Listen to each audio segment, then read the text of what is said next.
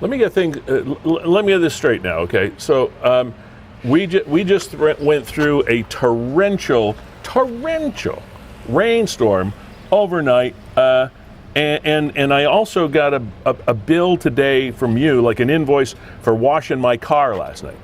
Like, really? All right. There's another $15 I'll never get back. All right, bye.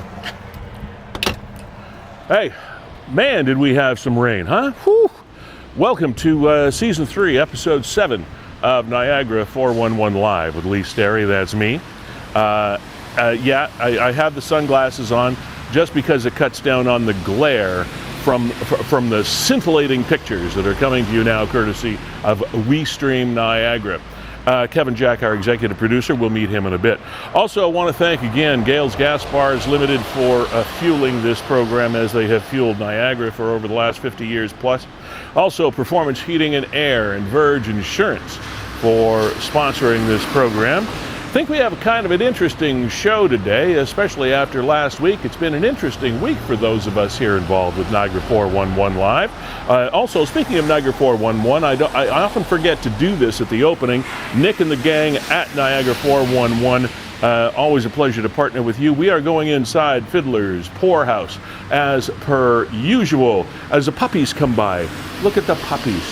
We gotta stay. There's the puppies. There they are. Oh, aren't they beauties? Okay, we're going into Fiddler's Poorhouse. We're going to get set up, and hope you can come in. And I do mean come in. Everybody is welcome on this program, and we're going to emphasize that to the nth degree, hopefully, in the first 5 minutes of the show. Anyway, as I said, Season 3, Episode 7, Niagara 411 Live with Lee. Come on in, see you in 30 seconds.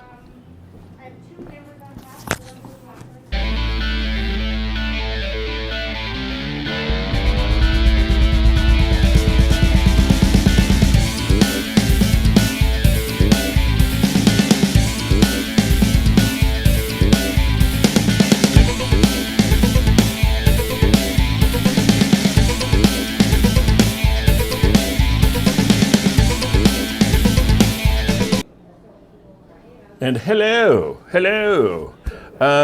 Just getting everything plugged in. I think we have all the wires wired and the hooks hooked up and all the rest of it. Ladies and gentlemen, as we talked about out on the street, Kevin Jack, executive producer of our program, co-founder and creator of WeeStreem, Niagara, Canada's premier live streaming service. And that's not an exaggeration. That's not a boast. It is reality. They are the best at what they do. And here we are, trying to do the best at what we do. Again, Gale's Gas Bars, thank you for fueling the program. Performance Heating and Air, Carlo and the gang always appreciate it. Mark Shirk and Blake and the staff at Verge Insurance, all dedicated, formed and founded Niagara companies and focused on you here in Niagara as we attempt to be. Kevin, we've had an interesting week. There was quite a lot of, to use a rather moderate term, a feedback on our show from last week, and because as emotions run high with the Freedom Convoy, with COVID masks and vaccine mandates, etc., we had a second interview over a 3-week period with one of Canada's most experienced truck drivers, Dave Benison. Now, Dave's been driving truck for over 30 years. He was voted in 2000 and 2001 one of the top 10 drivers in Ontario. He has an unblemished driving record. If there was anybody that was going to speak on behalf of a professional truck driver, it would be him, and that's why we reached out. We don't pretend to know anything about the trucking industry. That we, meaning Kevin and me. It was a rather, as I said, interesting week. So we received quite a lot of negative feedback from those people that are Freedom Convoy supporters, and that's fine. It's totally totally fine. I've always, Kevin, I was called a few names over the past week, but there's one I've never quite understood, and maybe you can explain. What is an ass hat, anyway? Did you get called an ass hat? Yeah. I missed that one. Yeah. What is that? I think I don't mind being one, but what is that? I don't know. It's not really defined. I know it's not nice. Well, I didn't think it was supposed to be. It's not a compliment. I didn't think it was a good thing. But I don't know that there's necessarily a definition other than it's just an insult. All right. We were called a lot of things. But the thing that hurt the most, or not hurt, I say, but the thing that I guess bothered us the most is because when you're in this business, you can't be hurt. You got to have pretty thick skin. But one of the things that continues to confound Kevin and I when we sit down and have a chat either before or after the show, or grab a meal and talk about the future and what we're doing and that kind of thing. Open debate is probably the highest thing on our priority list. So when we get accused of being biased, that's not at all A, correct, B, fair, and C, supported by the people that are calling us that. And I'm going to let Kevin fill you in on exactly what happened, because we had feedback from folks saying, oh, you should have had this on, you should have had that on, you should have had something else. This is not the Tonight Show. It's not the Late Show on CBS. It's not the Steve Colbert Show. It's not a CNN show. It is not a Fox News show. It is not any planned, it is not a CTV, CBC planned show. We don't plan every second of this program. It is open forum. It is live, and it is always open to you. See this thing down here? Down here where it says click the Zoom link of the post. You can come on right now and call me an asshat. I don't care. That's what you can do. So when we get accused of being biased, people, I believe, still honestly believe that what you're watching now and what you watch every week is somehow choreographed. It's all planned out, and we've got everything tied up in a nice little bow and a nice little ribbon, and we parcel it the way we want to, and it's all some sort of conspiracy. As far as content of the show, nothing could be further from the truth. So those are the things that bother us, is trying to get the message through to you. It doesn't hurt me personally, it doesn't hurt Kevin personally, that's okay. We're putting food on the table, it's fine, but what does bug us is the fact that the whole concept of this show was in Niagara, by Niagara, for Niagarans, and that may be you. You might be tuned in from Ottawa. I don't know, but the accusation of bias and imbalance is when we start to get pissed. Frankly, I couldn't agree more. I mean, there's a big difference between having an opinion and being biased. Everybody has an opinion. I can't have an opinion. If you want me to sit here and be some sort of vanilla milquetoast, oh, okay, everything's fine. That ain't going to happen, kids. But I might have an opinion on one particular thing or 10 particular things. You pop on and give me your perspective, and all of a sudden I think, ooh, wait a minute. Now, I hadn't thought of it from that perspective. Maybe we can rethink that point. Doesn't mean I'll ever totally agree with this guy or that woman or whatever, but it can certainly mean that we have the debate. And that's all you keep asking for, and we invite you to have the debate, and you turn us down. Kevin, you take over. Right, so to move the show along, and we want to actually have a show today. It would be good. We encourage everybody, like Lee said, I mean, the link is right there. Anybody can come on the show anytime, just like Dave did last week. There. Anybody can come on the show, just click that Zoom link, and we'll have an open conversation with you.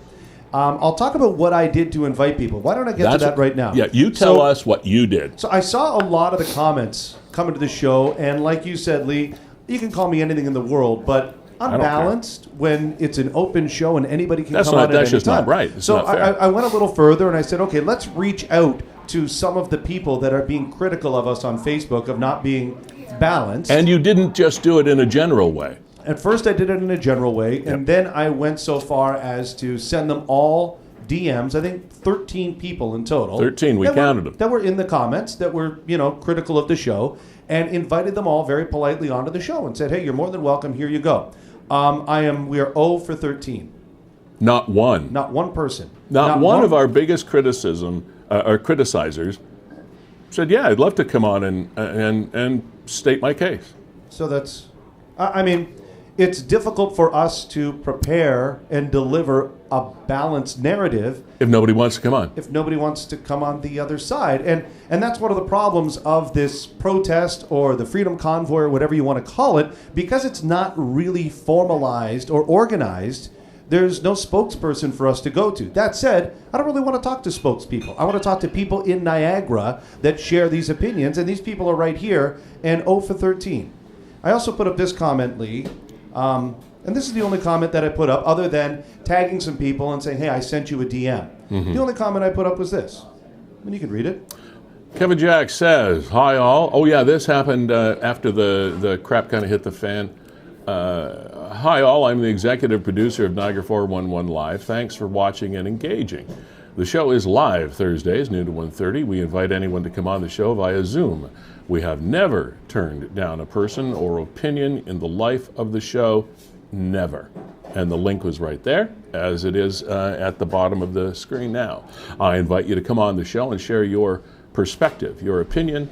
A well-rounded discussion makes us all better, and while we strive for that, it isn't always easy finding people willing to step out from behind the keyboard. So that's my challenge to you.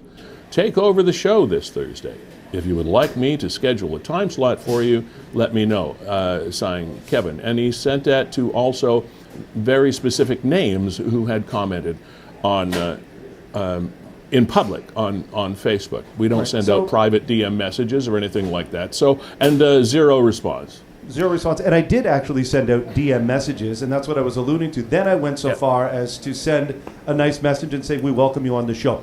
And I'll tell you this, Lee, while we have opinions, we are not biased. And I think that a well-rounded discussion, it makes us all better. And I don't believe that all the points made by the protesters are invalid. In fact, I probably agree with maybe 60, 70% of them. So this is a welcome forum. If you come on here and you could convince me that you're right, we should lift vaccination mandates at the border for truck drivers. It's kind of funny. This all started. I don't know if they should have mandates or not. I honestly don't. If you can make a compelling argument, but like we've said and like Dave predicted, the Freedom Convoy ended up being about a lot more than just the border restrictions. Totally. But anyway, it's open. Which is what I'm sure was intended in the first place, that this is a very, very big discussion. And it's funny, in my personal life, amongst people that are my friends, I've been accused of being both a raging liberal and a staunch conservative, depending on what view I have of any particular... I'm not a raging anything. And it was funny, one of the... Well, not funny. Funny peculiar, not funny haha. I saw a sign stuck in the snow in Ottawa, and it said, Trudeau divided us. Okay, and because I know a lot of this is obviously centered around the Prime Minister, of course it would, whoever the Prime Minister is at the time. So, but it got me thinking, and Kevin, I started boiling it down a little bit. Let's start at the top. Okay, Trudeau divided us. Okay, maybe at some level, maybe so. Maybe a totally righteous statement. Everybody has had a role to play in this situation. But let's drop it down a notch. Let's go to provincial. Ford divided us. You could put that up there. Simply, you could. Let's funnel it down even one more level. The region divided us. Dr. Hergy, the things, the extra mandates, or the added thing, or whatever. Okay. Maybe on some level, yeah, it's a very layered thing. So then you go, the city of St. Catharines divided us. I don't know. Okay. Well, we kind of got to go bylaws. Niagara Falls, Wainfleet, Feulled. COVID divided us. That's the only thing that divided us, in my humble opinion. But that's my opinion. You have yours, I'm sure. So, anyway. So, Lee, my challenge is still out there. Well, yeah. I encourage you to take over the show. You will not be dismissed. We may challenge you here or there on things that we have disagreements on, but we're not biased. Every voice is welcome on the show. As I said, we've never turned down a voice. So, click that Zoom link. Come on the show. We'll give you an open forum. We'll repost it later. One thing we are definitely not is biased. And on that, Lee, I think we need to move along on the program. But just had to get that out of the way and let everybody know. Yeah, we had to address it. Wide open. Going to that point, Kevin, I do want to move along because, we could flog this thing to death. But, and I'll probably already have, there is one other, the one elephant in the room, as well as I know better than anybody, when you are sitting in this chair, there is a sense of, for anybody that's watching, there's a sense of that person's in control. They're not going to let me do this, and I have no voice. I don't have any power because that guy's in the chair. Believe me, and I swear to whatever deity you may think exists, that's not the case. You've got equal standing. When you're on here, you're the star. It's your show. That's the point. Don't be, I got this big voice and I got the whatever. Please don't let that be intimidating. That's not why I'm here. All right, Kev. Let's move along. Yeah, where do you want to begin? Because there's lots of stuff happening in Niagara, lots of stuff happening on Niagara 411. Let's usually the number one conversation in anybody's day in an elevator or wherever you are is the weather. Now we've got some potentially strange weather patterns moving across Ontario, including Niagara, and we're not exactly sure. Nobody is. Well, you're never sure about the weather, but this warm, wet day that we have going on right now is going to evolve into colder temperatures moving in. The rain of 10 to 25 millimeters, which we probably already have, is going to change gradually to perhaps freezing rain or drizzle, and then snow later and overnight into another like 10 to 15 centimeters of snow in some place. Snowfall amounts here around 4 to 8 centimeters, so we'll have a little less in Niagara. Now, sorry, just to stop here, this was the post from Environment Canada from a day ago? Yeah. And I guess here's one more recent from this morning that upgrades it from 4 to 8 centimeters to 10 to 15. Correct. But I also read from other sources today that, as always, it's all location best. The southerly areas would appear to be maybe getting off a little lighter than if you go around to the north part of Lake Ontario and Toronto and more north. So if we're lucky, if Niagara's lucky, our little microclimate that we have in here tucked between the western edge of Lake Ontario and the eastern edge of Lake Erie may protect us a little bit from the goofiness that's going to go on. I mean, we've had snow and all the rest of it. I just, hopefully we don't get a lot of that freezing rain, because that, you have a freezing rainstorm and it's just nuts. And once again, Lee, I'll be waking up at 6 a.m. tomorrow morning to find out whether or not the kids' schools are going to be closed and if the buses are running. But that's a debate for another day. I know, but which trick, because I saw your rant when I was down south, and I thought, here we go again. And I'll just say simply, it would be so much easier for everybody if you made the decision the night before. That's it. I know there's reasons to make it in the morning. There's also just as many reasons to call it the night before, and that's my suggestion moving forward for all school boards: is make the decision the night before. If you're wrong, you're wrong. Which leads me to the rhetorical question of, considering over the last 2 years how many days school-aged children have spent at home, do we really need a family day on Monday? Do we need one? I think we've had quite a few family days over the last couple of years, don't you? Now, Lee, we got some interesting videos on Niagara 411 this week as well. Yeah. We've got a video from Vance Badaway's constituency office being vandalized, and there's also a video from an update from Katrina Blagden, from Trina, that the NRP did with her sister, Kelly, who we've had on the program, and also their mother. And not sure if you want to talk about the missing persons cases, because there were so many this past week. Let's do that right after I do this. I want to let you know that we have a guest coming up at 1 o'clock today. Joanne Hearn is going to be joining us.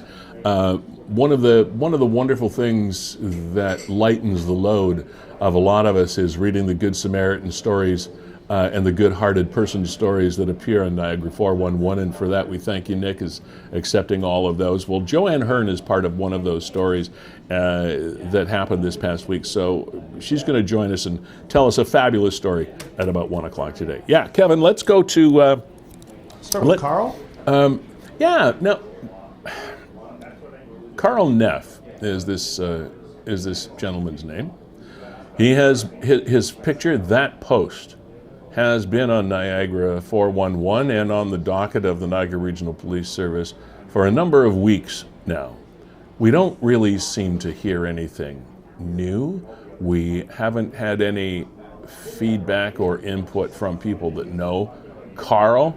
There haven't been any comments that I've seen on Niagara 411 or elsewhere that Carl is still even on the radar, and that concerns me a little bit, because there are some people that go missing and they get a lot of attention. They get over and over and over again updates and things, and I suppose that is up to family and friends and people like that to keep folks like Carl on the radar. But Carl was last seen January the 3rd at about 2 in the morning in the area of Saturn Road and Apollo Drive in the city of Port Colborne.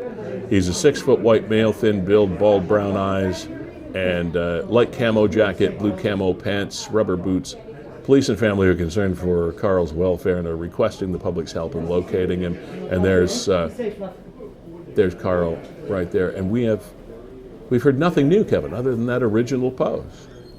Now, if there is an update and it just hasn't made it to Niagara 411, fair enough. But let us know if you would. If you know that whether the police or the family have made any progress in the mystery of Carl missing, let us know. Now, and again, of course, you know this young lady. We have talked to her family a number of weeks ago. We have had her story on the news numerous times, and the reason she's back up here on the program this week is the NRPS has not let the news cycle stop on Trina's disappearance. They reissued the notice for information about her disappearance, and of course her story is the story of the young lady that was last seen on December 31st, on New Year's Eve, and that was it, over in the 4th Avenue area of St. Catharines. And Katrina Blagden, since then, gone. She is a military, Canadian Armed Forces vet, as is her sister. Well, actually, her family is a military family. They live in the Ottawa area, and conducted weekend after weekend of searches down here for Katrina. Her children are still they're in the Ottawa area, are they not, somewhere, Kevin? And she's still gone. She's still out there somewhere. Good news story. There was hold on, Lee. Before we get through this, I did want to share the video. This. Yeah, the NRPS sat down with Kelly Blagden, who's Trina's sister, and we've had Kelly on our program, just to put out another appeal, and also joined by her mother, Benita. And I could only imagine how their hearts are breaking as days draw into weeks, turn into months. But we wanted to share that with you. Indeed, yeah. Thanks, Kevin. I forgot about that. I'm Kelly, and I am Katrina's oldest sister and a sister-in-arms from the military.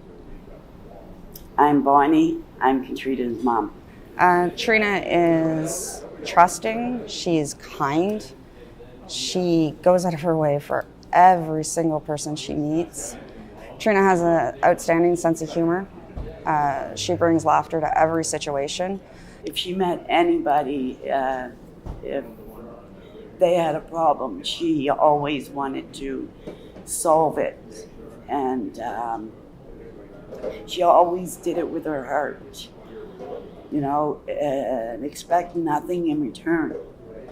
She just genuinely loved people, and People loved her, yeah. In the beginning, we needed something to symbolize Trina. So a local lady came up with this green ribbon for us to match the color of her Jeep, because it was her favorite color in the whole wide world. I want people to know that Trina would never, ever do this, leave her family. She encompasses family and friends and warmth and love, and this is not Trina to leave us all in the dark for over a month now, especially her two boys. she would never go this long without contact, whether it would be a text, an email, a phone call. She would never go this long. Just if you're watching, Trina, we love you. There's nothing else I can say. We miss you, we love you. We need you to come home. The boys need you to come home. If Trina could see this, I would like Trina to come home and be with us and give her all the love and guidance and support that we want to give her. We love her very much, and a piece of us is missing right now. If anybody has any information as to Katrina's whereabouts or information leading to her missing status, then please contact the Niagara Regional Police Services or Crime Stoppers, and they will do what's necessary with the information. We're just waiting for Katrina to come home so that we can love her and hold her again. Okay. This breaks your heart. You can feel it, you can hear it, you can sense it. And there's a hopeless tone in that video, and in that they're still holding out hope that by some miracle Trina will be located and at some point will be safe and sound. And but obviously at this juncture, as they've said themselves, this is so totally out of character that the hope has to be waning a bit. But kudos to the Niagara Regional Police Service for putting that heartfelt video out there and taking the time to do that with Trina's mom and sister. And all we can do is add our appeal to anybody that knows anything at all. After we did the last show, Kevin, with Trina's sister, we again received some criticism from either friends or family, I'm not sure whom, but of her boyfriend, because they felt that this show was pointing fingers and accusing him of some complicity in the disappearance, which wasn't the case. All we were working with, and still are, is working with the facts, and the fact that he woke up on New Year's morning. Trina was gone. Their dog was still there. Her Jeep was still there, and she wasn't. That's all we knew. I mean, It's still all we really know, which is it's all we what's know. so surprising. And I'm sure, well, it's all we know.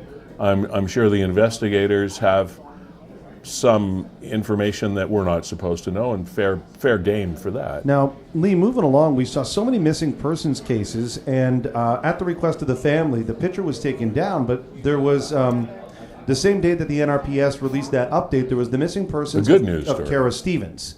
Now, Kara Stevens has been located. Kara Stevens, in her history, and some of the commenters pointed out that she had gone missing before, and she was found, so that's all great, but there was a bit of an eerie tone if you looked at the similarities in appearance between Trina and Kara. It was, And yeah. I don't need to go into the history of this community and what we've dealt with going back 20 years about disappearance of young, attractive females. Yeah. But if it didn't cross your mind, you haven't lived in Niagara long enough. Indeed. And so I was very happy to see that Kara was found. And, you know, given how long we've been looking for Trina, and then I saw Kara, I was genuinely concerned that me too. maybe there was more afoot here. I mean, I flagged it for something that we wanted to talk about this week, a day ago or whatever, when this first popped up on Niagara 411, because Trina was always like in top of mind. And again, when we talked about the gentleman that's missing, and then this, I thought, wow, what do we got? So this was a happy ending to the story. Yeah, that's the She was located. Yeah, she was located outside the Niagara region, safe and well. Thank you to everybody. And just this morning, Kevin, before we went on to air, about an hour or an hour and a half before we went to air, there was an elderly gentleman identified as missing. 81. I'm sorry, his name escapes me right now, and I know we'll find it. But an 81-year-old gentleman went. Robert Glenn, yeah, that's the guy.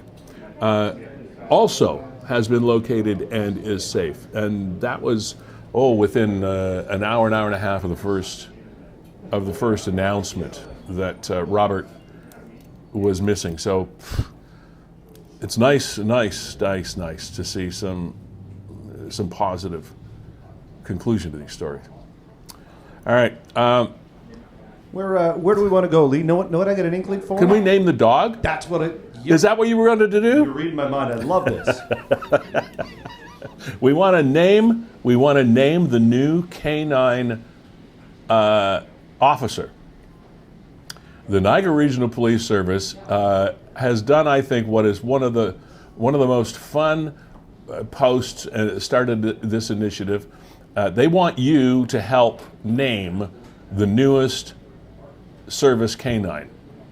With the addition to the Niagara Regional Police Service Canine Unit, we're asking our community to help us give him a name. Joining the canine team is an 11-month-old male English pointer, weighing in. You took him off the screen. I think they said 5 pounds. Weighing in at 5 pounds and a nose. 51 pounds, Lee. What? You can't have a 5-pound police dog. Yes, you can. No, you can't. 51. What's Okay. a 5-pound police dog? I know a man that controlled a dog for many, many years, and he was just a little bitty thing. And he went through airplane, overhead things and everything. Yeah, you can have a 5-pound. Really, like specialized sniffers? Do they even make They don't 5-pound dogs? They don't have to bring down the Incredible Hulk. They just have to use their nose. We got 5-pound rats in St. Catharines. How big does your nose have to be to work properly? Okay, so 51 pounds. It's a big dog then. There he is. All right. He doesn't look 51 pounds to me. He's growing. He's very muscular, though. Jeez. Now, look what he's supposed to do.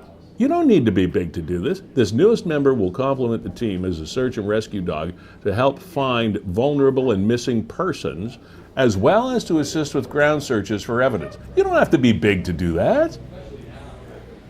You don't. You could be a 5-pound dog and do that. 5-pound sack of potatoes. All right, so I read it wrong. All right, so here's how you do it. Yeah, so call me an asshat. It's okay.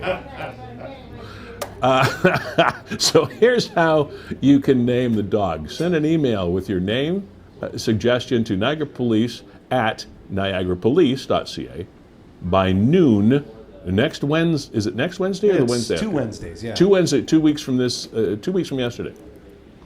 There's a limit of 5 entries per email, so you can send in 5 suggestions. Look at this There guy. he is. Isn't he a beauty? Yeah.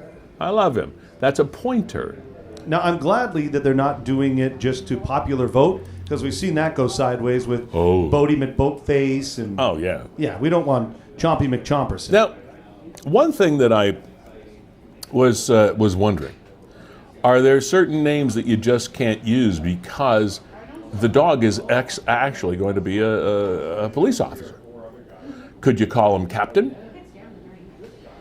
Could you call him sergeant? Like, can you do that, or is that still a rank? That if you called him captain, would he have the rank of captain? I don't know. So I just wonder if that's maybe somebody from the police force can post on Niagara 411. How about something that's to the region, like maybe Henley. Oh, that's not bad. It's not bad. Yeah, well, yeah, but then people from Niagara Falls and Fort Erie might get upset. Do you pay respect to maybe one of our fallen NRPS officers? You know, we see bridges dedicated. Maybe we could do that. I'm sure there's so many different ideas. They keep, you know what? How about this? They keep talking about when you lose pets, and it's a sad time when you lose pets. I have pets, and it's just, it's horrible. And they say they've gone over the Rainbow Bridge. How about Rainbow? That's not a bad name. I know he's not exactly that colorful, but he's cute. Imagine how talented that dog is. I mean, he's going to search for people. For example, the missing people that we talk about on this show. This 51-pound dog might very well find some of these people for us, because that's what his schnoz is intended to do. Did you know that, Kevin, that dogs can use both nostrils in for different smells? It's not just like one thing. Their nose does multiple things. Didn't know that. Yeah. Whenever I hear facts like that, I always wonder the experiments and how they're set up to derive at the conclusion. I don't know how they figure this stuff out. How do they figure out that? You can't ask them, right? It was a beautiful little lab. I think he must have been maybe 6-7 pounds. That was 5-pound dog. was at the Dominican Republic Airport in Punta Cana when we came back, and we all had to line up and put the bags in front of us so the dog could sniff. He was 7 pounds at least. They grow them big in the DR. Another thing that the cops are working on, and Nick shared this from the office of Vance Badaway, and I guess we can get into that. Because let's do that now. This poor guy. Oh, we have a lot. Just watch. So he tries the door. Door's locked. Bang! Slaps his foot through the glass and walks away. He's kind of lucky he didn't cut a major artery doing that. But here he is again. See? Now that camera's above the door, obviously. It's closed. Bang. Did you need your copy? Now, a couple of things going on here I'd like to know. First of all, what was his intent? If he was that angry, what was his intent if the door had not been locked? Now, Vance said that in a post that his staff was working from home, you know, for obvious reasons, et cetera, et cetera. So there's nobody at the office. Guy comes in, tries the door, smash, off he goes. What was he gonna do if he got in there? What did he want Vance Badaway and or his staff to do? So that's number one. Number two is a compliment to Vance Badaway and whoever does his surveillance, because that's one of the clearest camera surveillance films we have watched in a long time, Kevin. We criticize the cinematography of a lot of surveillance cameras around Niagara, but this is clear as a bell. This looks like Orson Welles out of like 1940. Now, the only thing I will be critical of is it's the middle of the day. It's 1:40 in the afternoon. And the color here, the fact that it's only black and white, would almost lead you to believe that this happened at night. This is so now you're criticizing him for the lack of color? Wow. And the other thing I'll be critical of, Lee, and I thought about this when I was putting cameras in my own home, and I just pass it along as advice to anybody else. Yeah, don't break into Kevin's place, by the way. No, we got cameras everywhere. But we tend to put cameras on those angles, right? On those angles. They're like high and elevated and looking down. But if you think of it, that's not really going to help you Guys, wearing a hat. It's not going to help you identify anybody. All you know is why don't we? I would encourage people, if you are going to put in a security system, get a camera at eye level that faces the door. Yeah.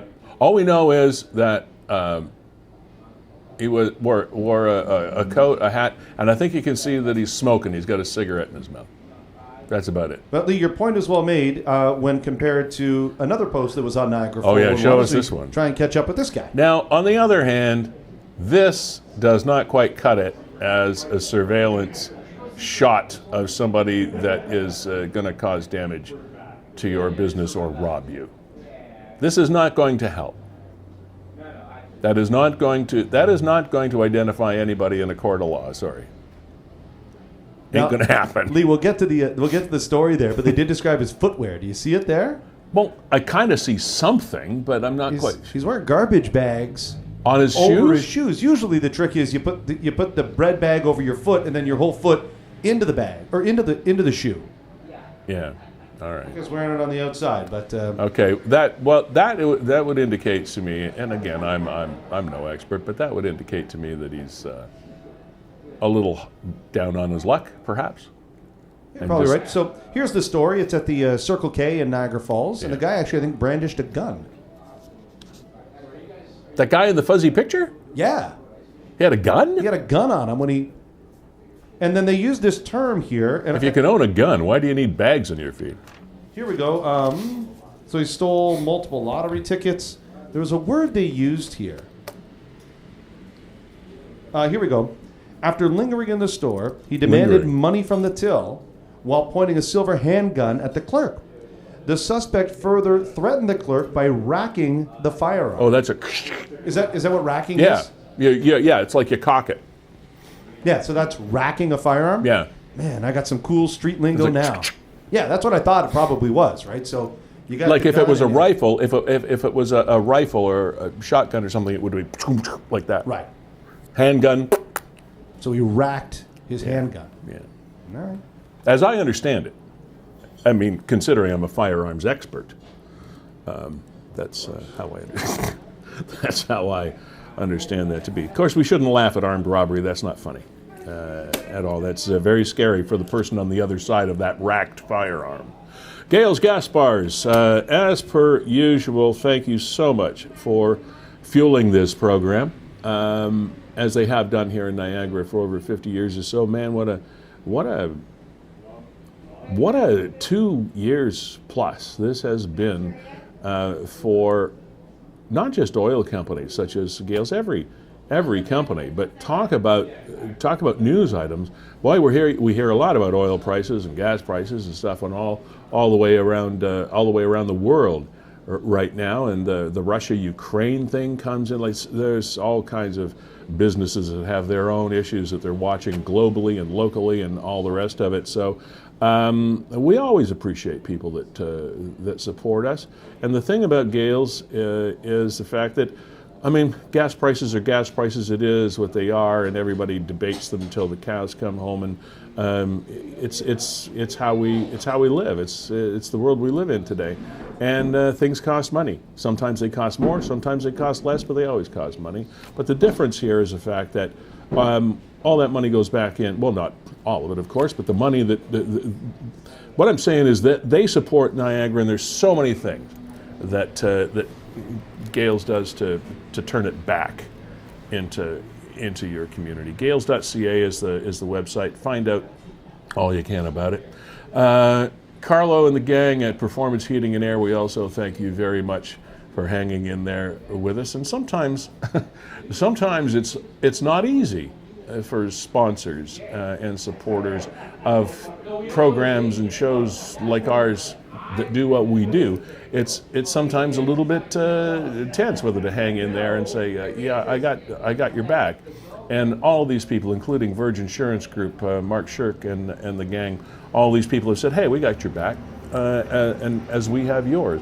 And again, this goes to what Kevin and I were talking about at the beginning of the program, in case you missed it, is the fact that we may not agree.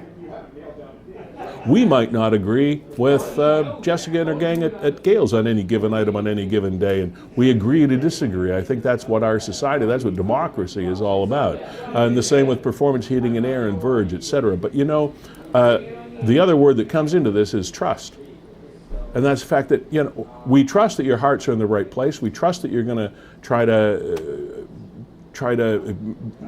be true to your school and follow your mandate to do what you told us you were going to do. And what did Kevin and I tell all our sponsors that we were going to do? We were going to talk to anybody about anything at any time during this program. And more importantly, if it's in Niagara, by Niagara, for Niagarans. And that mandate remains as solid now as it did when we got the program going. We going to agree with everything? Pfft, hell no. And Lee, while we're thanking people, a very special thank you, because I know Rectangle Auto helped out Nick this morning. Now here's a close and personal story, Yeah, and in kind. So Nick had some, Nick from Niagara 411 had some tire trouble this morning, so we went over and saw Charmaine and the gang over at Rectangle Auto, and I know they helped him out. So in turn, here you go. Go visit my good friends at Rectangle Auto Supply on Cushman Road in St. Catharines. Incredibly fast and friendly service for all your automotive needs. I brought my car in there many times. It's much more. They service vehicles. If you're looking for new tires, looking for used tires, you're looking for used parts, they do it all. You're looking to retire a vehicle. Absolutely. Give the staff It's a over great there. spot. And it's a family-run business right here in Niagara, employing people from Niagara for generations. So I've always found these really good reclamation companies, how fascinating that must be, because I've used them numerous times over the years with different cars, and I've been to Rectangle before, but in other communities there are others that do a fine job at this. And you go in and you're looking for a door handle from like a 75 Impala. They can find it for you. Like, it's crazy how many parts and how much access some of these people have for these vehicles. It astounds me. I don't know how they log all this stuff. no. And while we're sending praise to Nick, I know you had this shortlisted to talk about this week, Lick, because he was getting praise from the Welland firefighters. Yeah, it isn't too often that you actually see compliments for reporters and journalists and people in the so-called mainstream media, etc. And I thought it was pretty cool that Nick put this up to thank the Welland firefighters for thanking him and other reporters around Niagara for doing what they do. You don't see that very often. It's very easy to see if people get slammed that are supposedly in the news and journalism industry. But kudos to the Welland firefighters for putting that out there and giving credit where credit is due. That's great. Awesome. Kevin, a number of things are going on this very day, and I want to bring the show full circle while we have a few minutes, because we've got Joanne Hearn coming up at 1 o'clock today with one of Niagara 411's great Good Samaritan stories to tell you. And we'll hear more from Joanne in a few minutes. But one of the things I wanted to talk about right now that we have kicked around numerous times is what's going to be done. People criticized the police in Ottawa for not planning properly before the protest, the Freedom Convoy hit town. As a result of that, there's been a lot of fallout. The police chief has resigned. As a result of an emergency City of Ottawa Council meeting, the head of the Police Services Board, the chair of the Police Services Board in Ottawa, as well as the police member of the board, were turfed. This is just last night. As well as the fact of, as most police services boards have, and here in Niagara as well, they have civilian members of the board. They apply to be elected to the board or appointed to the board. Both civilian police services board members resigned yesterday, and the acting, I think Steve Bell is the acting, forgive me if I'm wrong, the acting police chief has said, we have now plans in place that Ottawa may have never seen before to deal with this situation.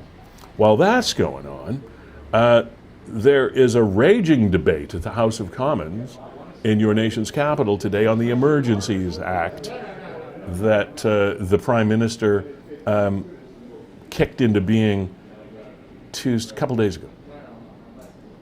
So there's all this, and by the way, it's the first time and only time the Emergencies Act has ever been implemented in this country since it was voted into law in 1988. His father enacted its predecessor, the War Measures Act, in the late 60s, early 70s when the FLQ crisis was going on. But this is not just a War Measures Act, it's an Emergencies Act which covers a wider umbrella of items. So all of these things are going on right now in our country, and the debate, as we mentioned earlier, Kevin, when the COVID things, we're expecting things to lighten up here on March the 1st. A lot of restrictions are supposed to be lifted in Ontario and in the Niagara region, etc. But even as recently as this morning, was it not, you were mentioning the fact that our own Dr. Hergy has said, well, we'll see. Well, he's alluded in some of the MSM here that that maybe the actions that are being undertaken by the provincial government are too soon and too hasty. Yeah. And given how he's acted in a rogue manner in the past without consultation and just doing what he thinks is best, I got a funny feeling that March 1st isn't going to be the freedom that the rest of Ontario is going to enjoy. Exactly. Here in Niagara. But we'll see. I wouldn't be surprised. And nothing yet. all of this preamble that I was just going through was to reinforce once again that this show is an open forum. All of these dynamics that are going on. Are there good people in Ottawa at the protest? You bet. Are there bad people at the protest in Ottawa? You bet. Are the people there just to have a good time? You bet. Is it a very layered, complicated situation? You bet it is. There's no black and whites of this thing. It's all very, very layered. There are honorable people that are there. There are dishonorable people that are there.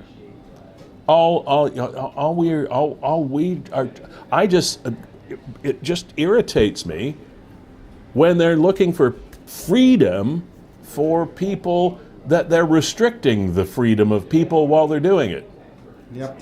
Here's what I'll do to extend. This is the best way here's the best way that I've been able to explain this to diffuse tense situations, because everybody's been in a tense debate about COVID. And here's what I'll say, Lee, and put yourself in this scenario. I'll try. You and your wife, you just got a chair. You moved into the house and you got a chair. And And you're trying to figure out where to put the chair in the room. Yeah, okay. You think it should go on the right side. Your wife thinks it should go on the left side. And she tells you, here's why I think it should go on the left side. All valid points. You say, here's why I think it should go on the right side. All valid points.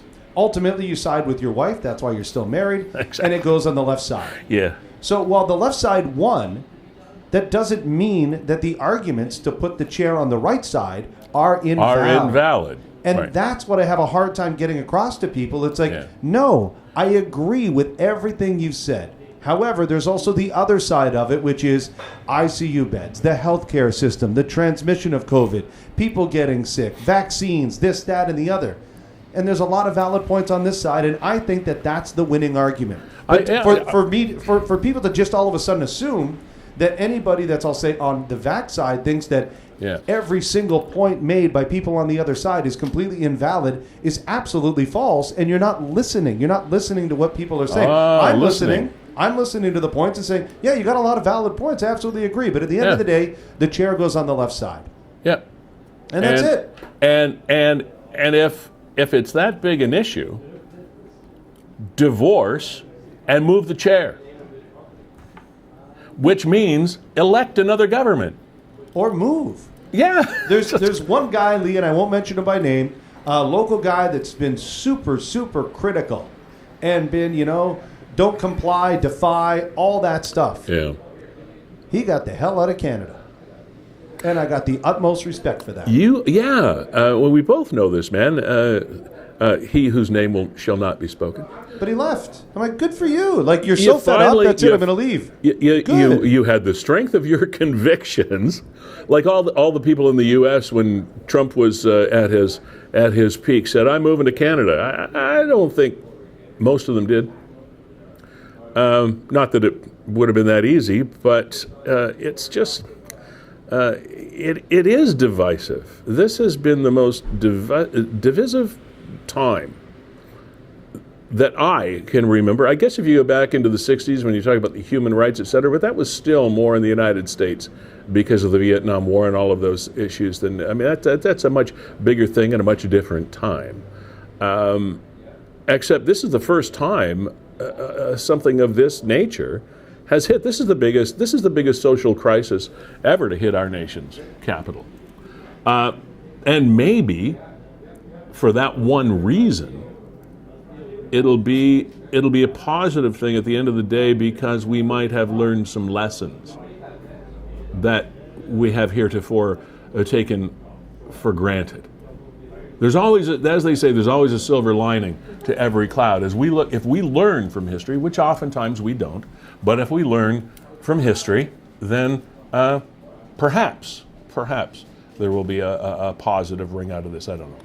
So, Lee, and speaking of, silver linings and positive stories, we try and share them as often as we can. Yeah. I know Nick does as well. And in just a few minutes, we're going to talk to a lady from St. Catharines who went out of her way to help somebody that was in distress. Nick shared the story on Niagara 411. We tracked down the Good Samaritan, and we're going to share that story firsthand with you.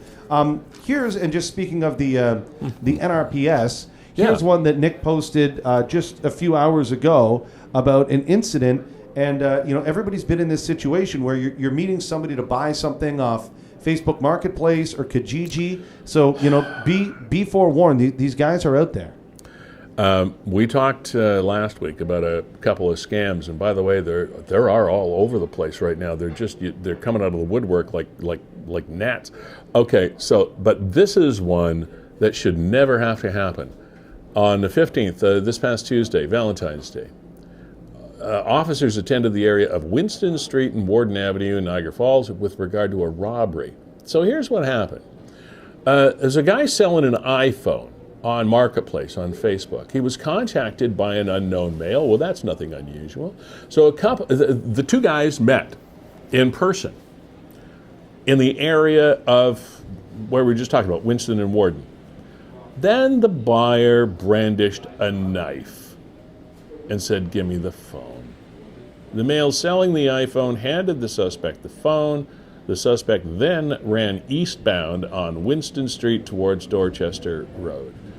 So here's your suspect. Young black guy, 30 years old, black hair, brown eyes, dark-colored toque, blue surgical mask, well, at least he was safe. Dark green winter, yes, I was being facetious, sorry. Dark green winter jacket, green hooded sweatshirt, dark pants, carrying a duffel bag. The victim did not sustain any physical injuries, thank goodness, as a result of the incident. Now, Kevin, I'm going to blow your horn here, because back in our radio days, it was actually very shortly after we met. We hadn't known each other too long. You were doing a show at CKTB Talk Radio here in St. Catharines, and something caught your attention. You can explain to us what, but it was a time when there was an awful lot of Kijiji. Kijiji was actually Marketplace on Facebook has almost taken over that role, but at the time Kijiji was the big trader market. Yeah. So and you found out about this safe zone thing. Yeah, when you're doing talk radio, you're reading every newspaper across North America and the world every day, and I found out that these were being implemented, I think, in Florida and Georgia. Right. So I approached the NRPS board and was able to work alongside the chair at the time, and they created a safe trading zone at a Welland detachment of the NRPS, and I pretty much spearheaded that, and I'm pretty thankful of it. You should be proud of yourself. Yeah, I don't know why there's not more of them. I mean, this is in Niagara Falls. The brand new detachment is there. What it's made for is a place for you to go safely make these transactions. Yeah. And that would be a prime spot for it. There's so much property there. And on the other side of it, I mean, this guy got ripped off of the merchandise. Our company will quite often buy expensive used equipment. So a lot of times it happens the other way, is they advertise that they're going to sell you a brand new iPhone 12, 13, 14, whatever. They know you're showing up with $1,200 in cash. Exactly. So you show up, they say, give me the cash. Give me the money. So if you could go meet in a designated safe zone, which is in the parking lot of an NRPS detachment, under it's well lit, surveillance. it's under surveillance, you protect yourself that this isn't going to happen. Now, of course, what a lot of people try and do is, I'll meet you at an open establishment, but with COVID, you know, it's been off and on whether or not you can even walk into a Tim Hortons, you know, just to put it out there. But that's a popular place where people would meet. Yeah, and I'm not big on doing that kind of stuff myself. My wife, on the other hand, has purchased a number of things, and successfully, I might add, from the marketplace service that is on Facebook. But I think there was only once or twice that she had to go buy this item by herself, and that freaks me out because you're just not sure. Now, most times she's been dealing with other women or whatever, but you still don't know who's at the other end of these transactions. So, and as a result of situations just like the one that we mentioned with the guy with the knife and the iPhone, something like that safe zone that Kevin was talking about, and it still exists in Niagara. Where is it again, Kevin? I think it's at one of the Welland detachments. Yeah, so you can agree to meet somebody at this place, but it's only unfortunate that it's not promoted more. Yeah, it would be really cool to say, here's how to conduct your transactions safely. Here's where you go. Yeah. They could have a spot in every detachment. Oh, absolutely. Right, I would think so. Lee, I want to get along, and I want to share a story here in just a second. We do have Joanne in our green room here, but Joanne, I hope you can hear us right now. I sent you a text. Could you turn your phone the other way? Right now you're sideways to us. Oh, that's much better. Yeah. All right. Cool. Then you know what? Why don't we just get to this? Let's just do this. To it now. Yeah. Yeah. I welcome to the program Joanne Hearn. Joanne, you in St. Catharines now? Are you at home or where are you right now? Hear me? I'm at home. Yeah. I can hear you, and welcome to the show. Thanks for coming on. So for having me. I guess all I want you to do, this is really simple, is tell us your story. Okay. So I think the story you're referring to is what happened the other day. Is that correct? Well, I think so, unless you've had a lot of things happen to you recently. That's probably, are we talking about the cyclist in the snow? Yes. That's the one. Okay. So I'm driving my daughter to a friend's house and going past a pretty busy intersection in our neighborhood at the corner of Ferndale and Dunvegan. And I saw a bike at the side of the road just laying in the snowbank. And then I noticed that there was a person underneath that bike. And he was laying there with his eyes closed. I pulled the van over, put the hazards on, got out, called over to him, hey, are you okay? Are you okay? He opened his eyes finally, and I said, listen, something happened to you. I don't know what happened to you, but, are you okay? He reached out his hand. He wanted to get up off the ground, so I helped him up. We got his bike over kind of like to safer, like off the street, basically. And I said, you know what, I'm going to go drop my daughter off. I will be right back. Please don't leave. There was a lady walking by and I kind of asked her, can you kind of just keep your eye out for him? There was nobody stopping. There was other cars driving by. Nobody stopped. I saw this lady. I said, can you please watch him for a minute? I will be right back. I just didn't know if it was like a drug related incident or if a car had hit him, like bumped him. Right, yeah. He was unconscious when I found him. So, wow. Yeah. All right. So what happened when you got back? So I was only gone for a couple minutes. It was right around the corner, and when I got back, he was still there. Someone else was there talking to him. And I pulled over again, put the hazards on, and I called 911. And I just let them know, I don't know if he's been hit by a car. I don't know if he hurt his head. Clearly, like, kind of in and out of consciousness. He had all of his belongings strapped to his bike, so he was clearly like a homeless individual. Oh, okay. And he had said to me he was sad because he didn't have anybody to call and stuff like that. So my heart totally went out to this man, and what else would I do but help him? Call someone to come and help him. So you called 911. Was he taken away? Like, did the EMS people come and spirit him away, or what? Yeah. Within a couple of minutes, like, it was so fast. There was police, fire, ambulance there. They were, him and stuff like that. So they put him on a stretcher. He walked to the stretcher himself, and they're putting him in the ambulance just to kind of how he was doing, I guess. But he was talking and stuff like that by then. What happened to his bicycle and his belongings? Did they take those as well?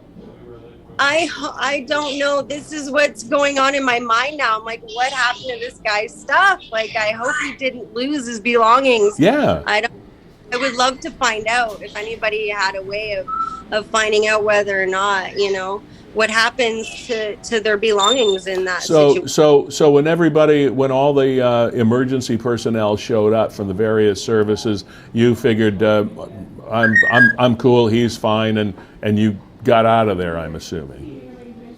Yeah.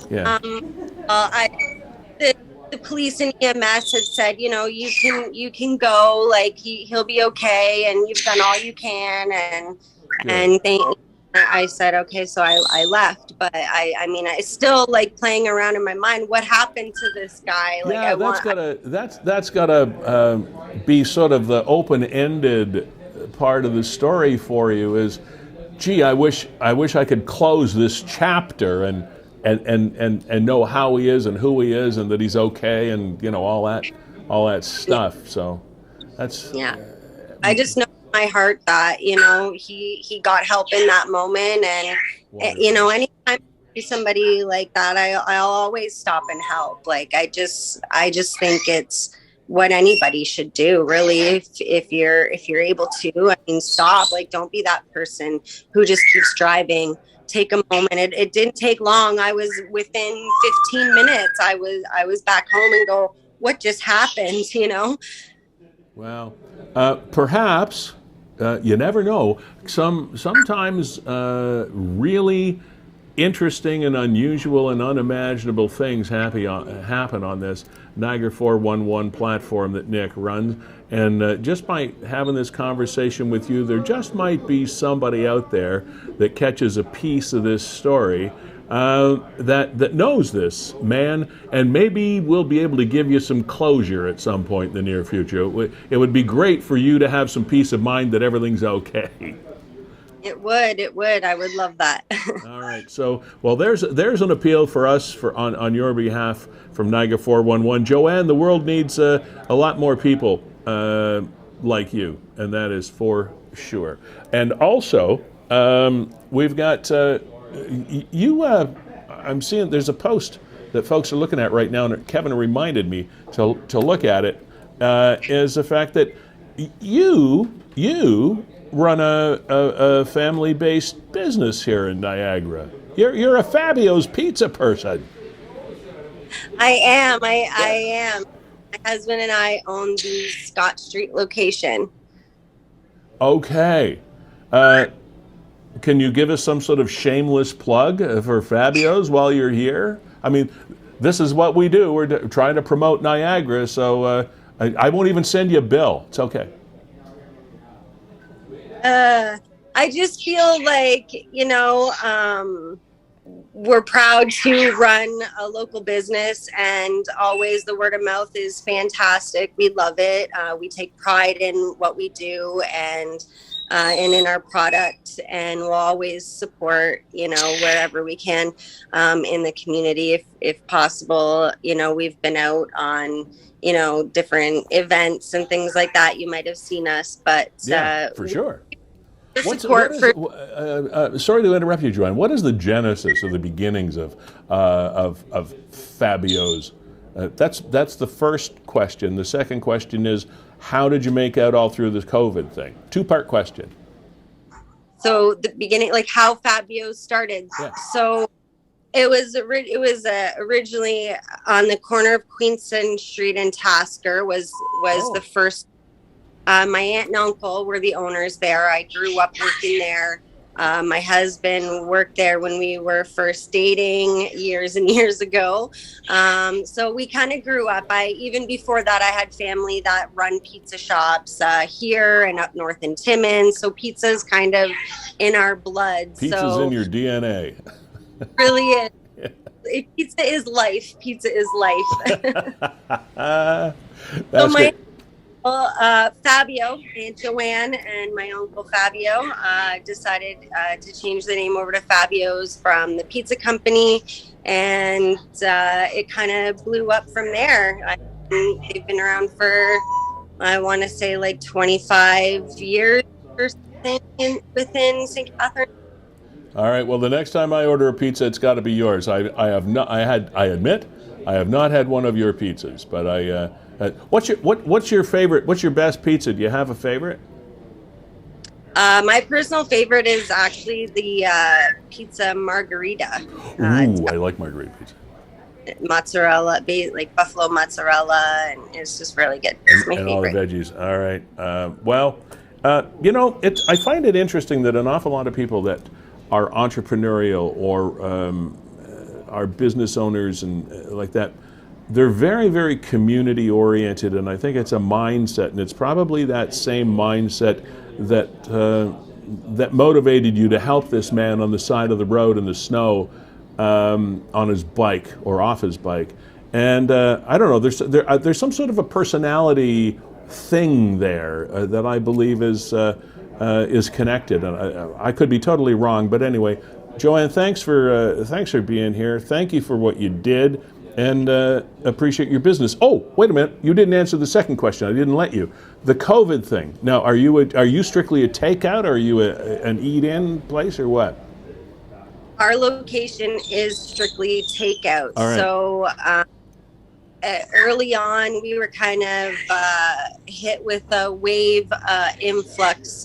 Definitely, we had to hire more staff in the beginning because of all, the eat-in being closed down, and everyone we started doing pizza kits so people could do things at home with their families. Oh. So that was kind of a thing for a little bit. We still do it. It's not as popular anymore, but anybody who's out there, we still are doing pizza kits. You can make them at home. They're really good, really fresh and healthy. Let me ask you this now too. That's good. So your business did well, actually, over the course of this, which is great to hear.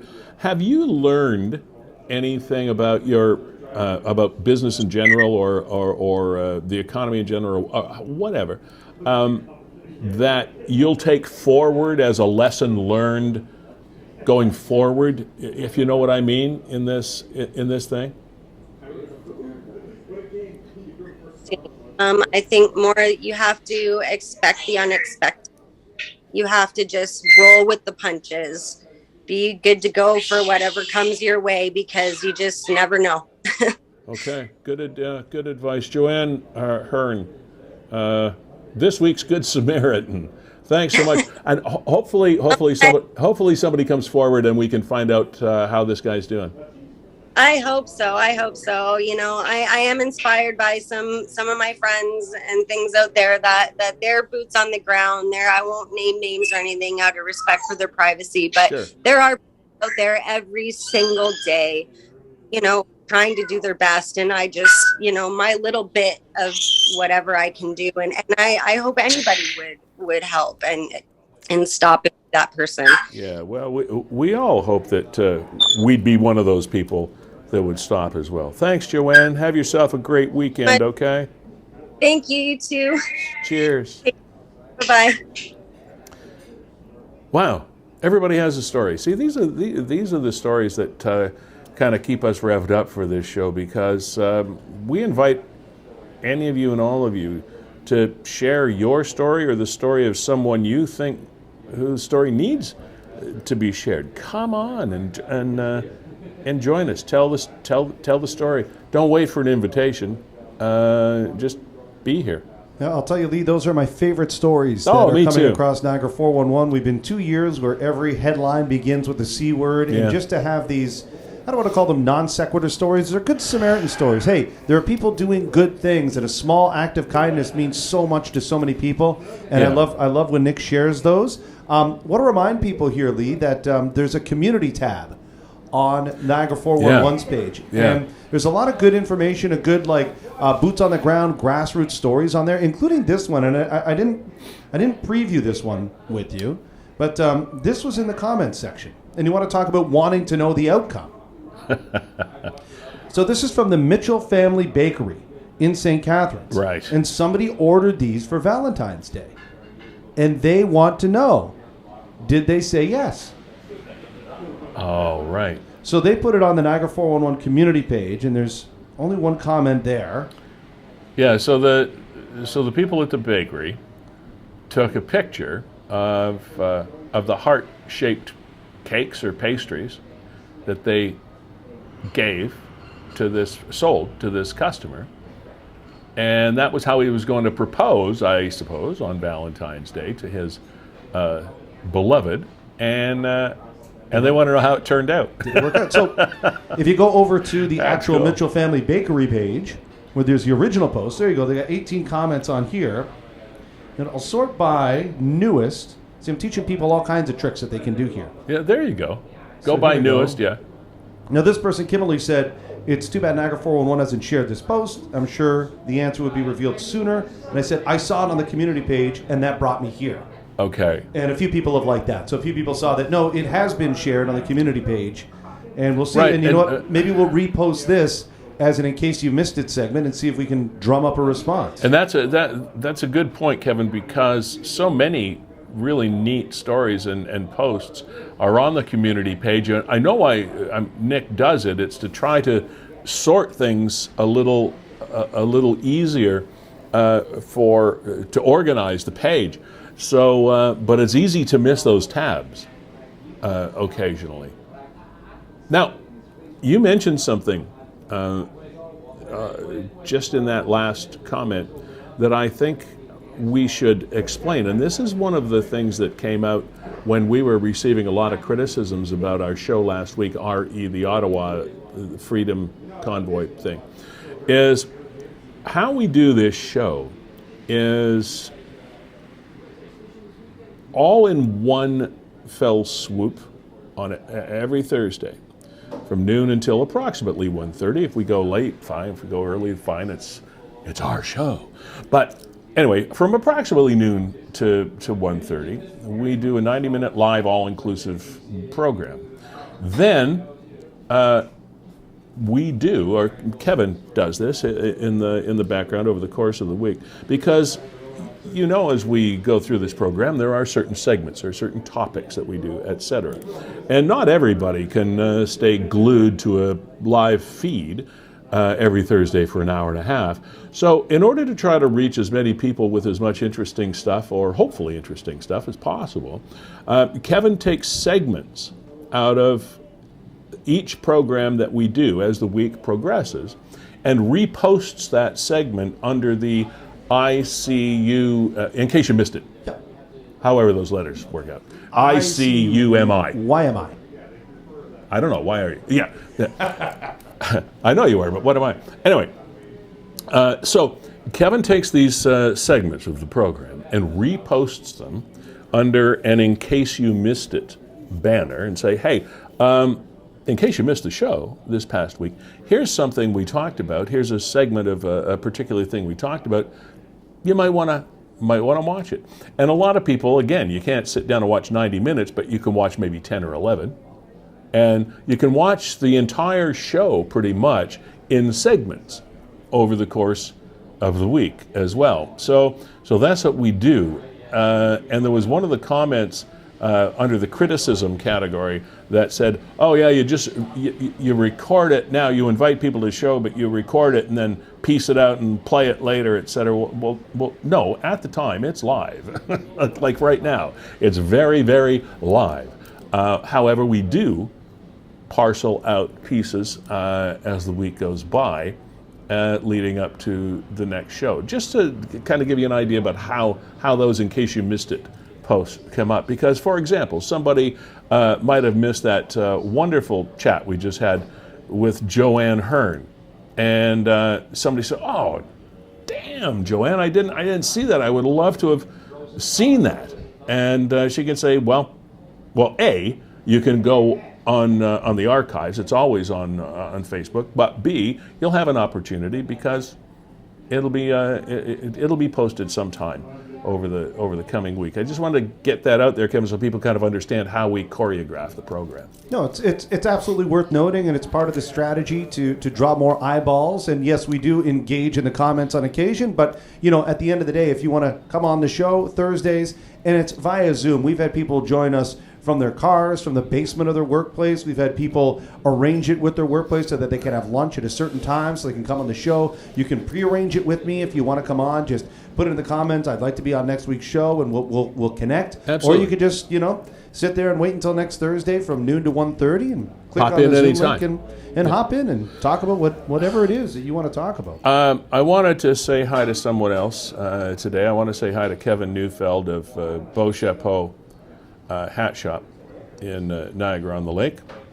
And it wasn't because I wanted to, Kevin, but I left one of your products in the Dominican Republic in a lovely resort called La Romana, and so Bahia Principe in La Romana. So, like, if you ever hear from somebody from down there and they say, "Could I buy another one of these hats?" Somebody has my hat that I got from your store, my original Beau Chapeau hat, and it was pretty beaten up, but it was still looking good, and it would, like, I took it everywhere I traveled, and I was stupid. I left it, I lost it down there, and I couldn't get it back. So,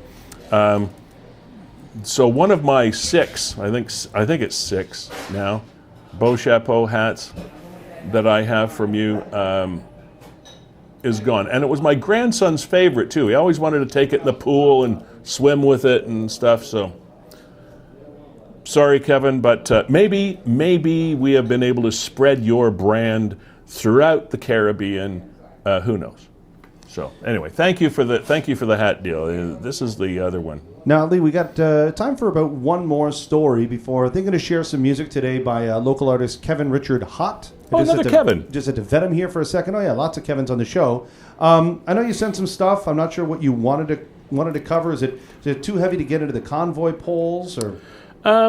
Well, yeah, I don't want to get into quoting numbers, except for the fact that the thing I threw up there for your consumption, Kevin, and just for us to have some background information, is there have been three major a lot of polls probably, but three major polling companies, Ipsos, Negus Reid, and another one whose name escapes me now, that just so that the people that are involved with the convoy understand, and I'm not passing judgment here, Jesus, but public sentiment is not at this point in time any longer, I don't know that it ever was, as far as majorities are concerned,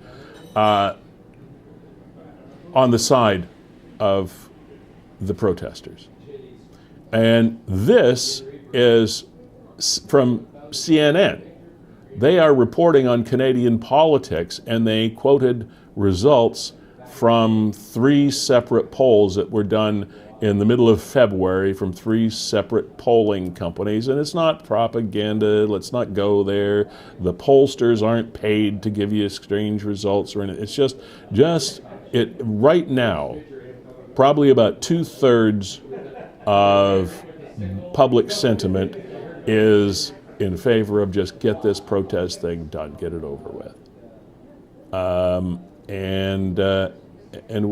not sure, because we've been on the air, I'm not sure how that Emergencies Act debate has gone in the House of Commons. I'm sure it's been probably fairly fiery, just because that's what politicians do.